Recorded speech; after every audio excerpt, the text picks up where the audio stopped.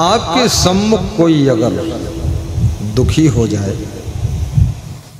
उसकी आंखें सजल हो जाए, तो आपका दिल भी द्रवित हो जाता है। दिल का द्रवित होना ये भगवान का लक्षण है। दिल इतना कठोर हो, कोई आपके सामने रोए धोए, आंखें आंसू से ओत-प्रोत हो जाए, फिर भी तुम पर कोई असर न पड़े, तो समझ लेना ये दिल भगवान का दिल नहीं है, ये दिल तो शैतान का दिल है।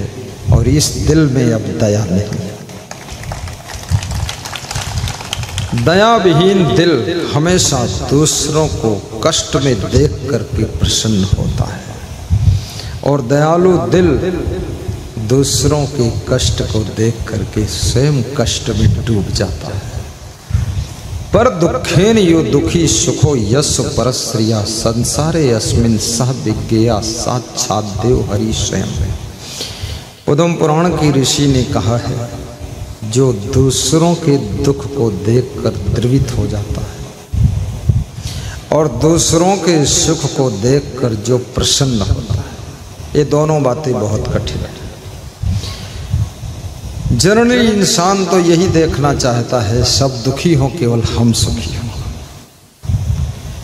और किसी को सुखी देखता है तो अंदर ईर्ष्या की अग्नि पैदा होती है, जिसको गांव में झरसुआ स्वभाव कहते हैं, जिसको साधारण भाषा में कहते हैं अरे ये जलन करते हैं, जलन। और जलन हमेशा दुखदाई होती है। जिसके अंदर जलन हो, आग में जल जाए तो जलन होती है, फफोला पड़ता है। अब ईर्ष्या, द्वेष और झरसुआ स्वभाव की जलन होती है। तो पद्म पुराण का ऋषि कहता है, पर दुखेन यो दुखी सुखो यश परश्रिया, जो दूसरे के सुख को देखकर प्रसन्न होता है। देखिए बहुत कठिन है प्रसन्न होना। किसी को कार में चलता हुआ देखकर आपका मन खुश हो जाए। मैं एक बार फरीदाबाद हरियाणा में था, ऐसे तो बहुत बार जाता हूँ। भीड़ थी चौराहे पर, तो मेरी गाड़ी मुड़ने के लिए गई थी, तो हम चौराहे के एक किनारे संतों के साथ खड़े थे। मेरे साथ एक छोटा सा संत था, उसकी लंबाई करीब 3 फीट ही होगी, 3.5 फीट है। तो वो 30 साल का, लेकिन लंबाई नहीं बढ़ती, मोटाई बढ़ती उसकी, और बुद्धि भी बढ़ी है। और लेकिन वो बहुत बुद्धिमान है, सिंसियर माइंड और इंटेलिजेंस, और एकदम टाइम के अनुसार अलर्ट माइंड रहता है, ऐसे करता है जल्दी। तो मैं तो शांत खड़ा था। एक गाड़ी आती है, बड़े मोटे मोटे टायर थे उसके, बहुत ऊंची थी। फॉर्च्यूनर तो नहीं थी, कुछ और थी, नाम तो याद नहीं। तो उसने मेरे से कहा, संत ने, गुरुजी ये गाड़ी देखो, बहुत मोटा टायर है, बहुत अच्छी दिख रही है।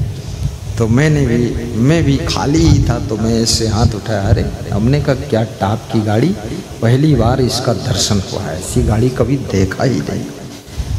तो उस गाड़ी में जो व्यक्ति बैठा था, उसने शीशा खोला, बोला आप क्या करते हो, सत्संग? हमने कहा हाँ। दान लेते हो? हमने कहा लेता हूँ। उसके पास में कोई लेडीज बैठी थी, उससे कहा जरा दान दे दो। तो मैं सोचा दे देगा 1000 रुपये कुछ, और उस लेडीज को दया आ गई।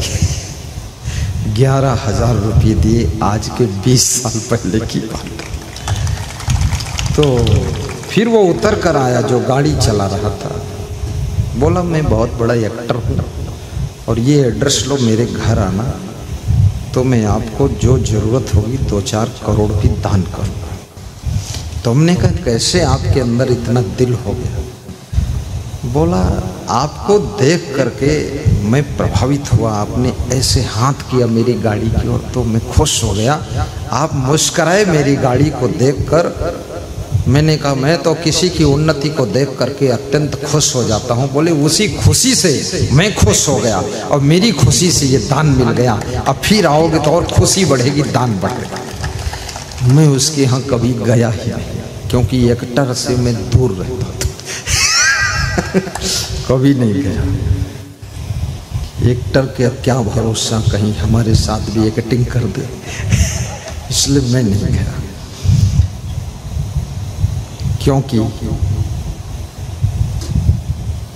चरित्रवान, गुणवान, महान, विचारवान, विवेकवान की संगत से अपने जीवन का महल सही निर्माण होता है और उलुल जुलुल लोगों की संगत से अपनी जिंदगी का भवन टेढ़ा मेढ़ा हो जाता है। इसलिए याद रखना, बाहर का भवन देर में बने या छोटा बने, पर अपनी जिंदगी का महल बहुत सुंदर बनना चाहिए, इसकी फिक्र रहना चाहिए। जिंदगी बिगड़ गई है तो सब कुछ व्यर्थ हो गया है। एक व्यक्ति राजस्थान में मेरे पास आया, बोला कुछ बचा नहीं है। तो हमने कहा तुम्हारे पास तो बहुत उन्नति किया, कुछ बचा नहीं पता। बोले मर जाने का मन होता। हमने कहा क्यों? बोले मुंह दिखाने लायक नहीं। तो हमने कहा मुंह मत दिखाओ, पीठ दिखा दिया करो जिसके पास जाओ। अरे बोले बहुत दुखी हूँ गुरुजी, अकेले में मिला हूँ, कुछ समझा दो। नहीं आत्महत्या कर लो। मैंने समझाया उसको, आज जिंदा है।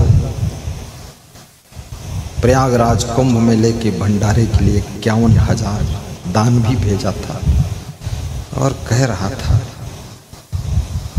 कि अगर एक गुरु का सहारा न मिलता तो शायद ये जिंदगी आज खत्म हो जाती। याद रखना, जिंदगी को सुरक्षित करने वाला भी गुरु का ज्ञान होता है। कभी कभी संसार की चोटें, संसार की ठोकरें, परिवार का दलदल और समाज का कचड़ा पचड़ा, लफड़ा झगड़ा आपके दिल को दुखी कर देता है।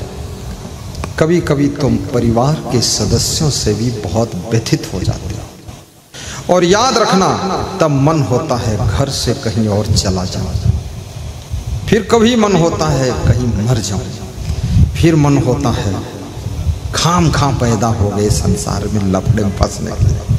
फिर मन होता है कि चलो गुरु जी के पास चले, शायद कुछ राहत मिल जाए। तसल्ली बहुत बड़ी चीज है। मनोबल को बढ़ाने वाले लोग साथ में होना चाहिए। कृष्ण केवल अर्जुन के मनोबल को बढ़ाने का काम कर रहे हैं। सैन्य बल तो दुर्योधन के साथ है, लेकिन सैन्य बल दुर्योधन का मनोबल नहीं बढ़ाता है। दुर्योधन का मनोबल हमेशा डाउन किया जा रहा है, क्योंकि उधर विदुर भी बात ऐसी समझाता है, दुर्योधन डाउन होता है। फिर वो शकुनी भी कुछ ऐसा बोलता है। उसकी एक्टिविटी विनाश करने की थी, उसको बहुत क्रोध था अपने भांजों से। वो भी चाहता था मेरे भांजों का विनाश हो जाए, लेकिन कृष्ण भगवान अर्जुन का मनोबल बढ़ाते थे। अर्जुन के जो 4 भाई थे, सहदेव, नकुल, भीम और युधिष्ठिर, ये भी मनोबल बढ़ाते थे। और कुंती जो माँ थी वो भी मनोबल बढ़ाती थी और द्रौपदी भी मनोबल बढ़ाती थी, क्योंकि ये सब लोग अर्जुन के अनुकूल क्रियाकलाप करते थे, अर्जुन के अनुकूल बातचीत करते थे, अर्जुन के अनुकूल इनके सब कार्य संचालित होते थे। याद रखना, जिसके मनोबल को बढ़ाना है, आपके घर में, परिवार में, समाज में, संस्था में, पार्टी में जो विशेष बुद्धिमान व्यक्ति है, उसके मनोबल को बढ़ाने के लिए आपको उसके अनुकूल चाल चलना पड़ेगा, अनुकूल बात करना पड़ेगा। और जब उसका मनोबल बढ़ेगा तो शासन सत्ता आपकी होगी, विकास आपका होगा, मनोकामना सबकी पूरी होगी। आज मैं देखता हूं पार्टियों के बीच में भी मनोबल बढ़ाने का काम कितनी पार्टियां कर रही हैं। पार्टियों का हर सदस्य अपने हाई कमान का गुणगान करता है, मनोबल बढ़ रहा है। और जिन पार्टियों में समझदार लोग नहीं हैं, तो उसी पार्टी का व्यक्ति ही उसमें कुछ खुदर बुदर करता रहता है, कहीं निंदा बुराई करता है, कुछ करता है, उल्टा पलटा बोलता है। याद रखना, दूसरे लोग गाली दे तो भी तुमको चोट उतनी नहीं लगती है जितना अपने घर के लोग मुंह फुला कर बैठ जाएं, उसी में तुम घायल हो जाते हो। और उसका मलहम पट्टी केवल सत्संग कर सकता है और कोई ट्रीटमेंट उसका संसार में नहीं है।